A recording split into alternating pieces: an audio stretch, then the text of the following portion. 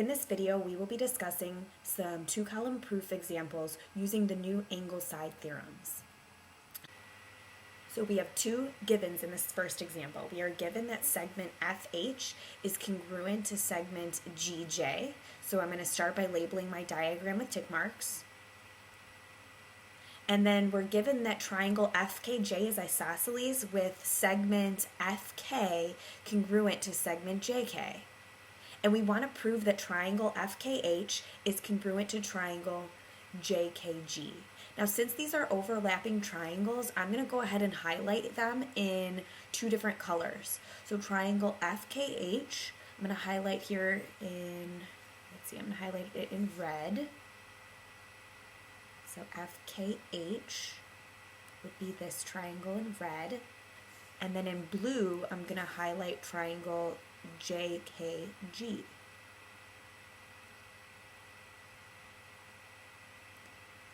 So from those first two givens, I have a side and a side. So I just need one more thing in order to prove those two triangles congruent. So let me just start by copying down that first given, FH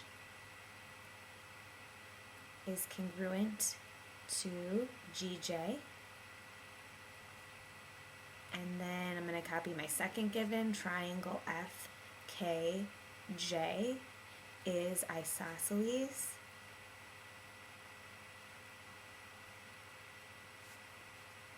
with FK congruent to JK.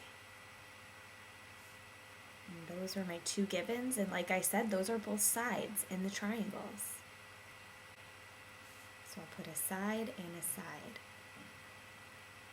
Now this is where a lot of times people get stuck. They don't know where to go from here because it's hard for them to see. But if you look at the entire triangle, FKJ, we know that if two sides of a triangle are congruent, then the angles across from those sides have to be congruent.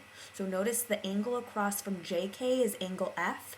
The angle across from KF is angle J.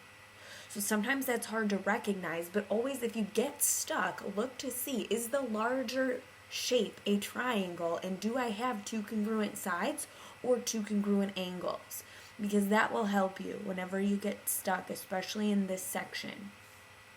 So then I could say angle J is congruent to angle F, because if two sides of a triangle are congruent, then so are the angles across from them.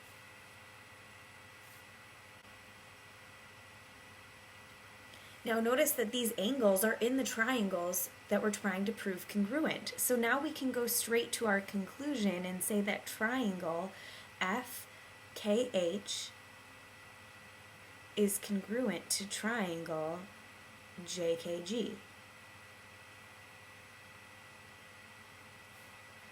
By SAS. I have a side in step 1, my angle is in step 3, and then my other side is in step 2. And that is how we would complete this proof. So the key to doing this proof was being able to recognize that if two sides of a triangle are congruent, then we have a pair of angles. So angle J and angle F, that is the new thing from this section 3.7 using our angle side theorem.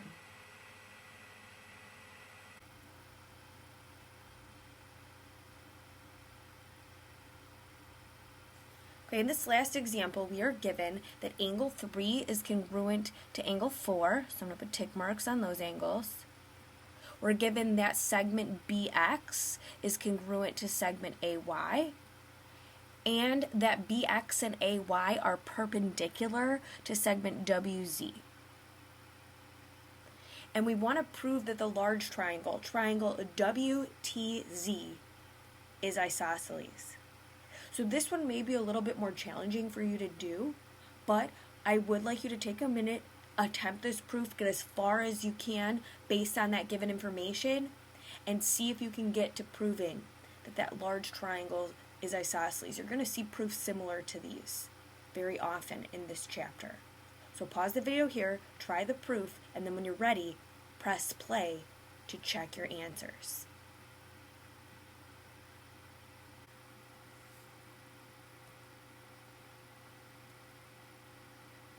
Okay, so this proof was a little bit longer, and you did have to prove the two smaller triangles congruent, so there was a review of some theorems from chapter 2 about supplementary angles and angles that are supplementary to congruent angles, also perpendicular meaning right angles.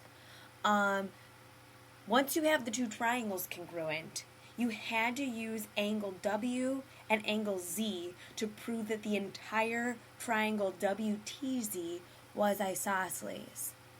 So if I go ahead and highlight those two angles, angle W is congruent to angle Z.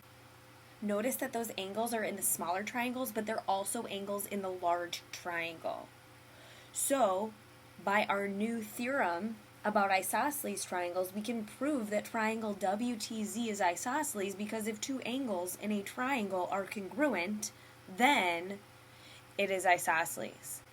A lot of times, what people like to do with a proof like this is after proving angle W congruent to angle Z, they then use the angle side theorem to prove that segment TW is congruent to segment TZ. Because if two angles in a triangle are congruent, then the sides across from those angles are congruent. And then once they get the sides, then they prove that triangle WTZ is isosceles, because if two sides in a triangle are congruent, then it is an isosceles triangle. So that's correct. That's another way of doing it. It would just add one additional step to the end of your proof and make it about a 10-step proof instead of this 9-step proof. So either way, regardless, you can use the angle side theorem, or once you get those two angles, you can go straight to using our new reason for proving triangles isosceles. So it's up to you. So definitely look for those congruent angles and congruent sides in the same triangle. They will help you complete proofs from here on out. So hopefully now you have a better idea of angle side theorems.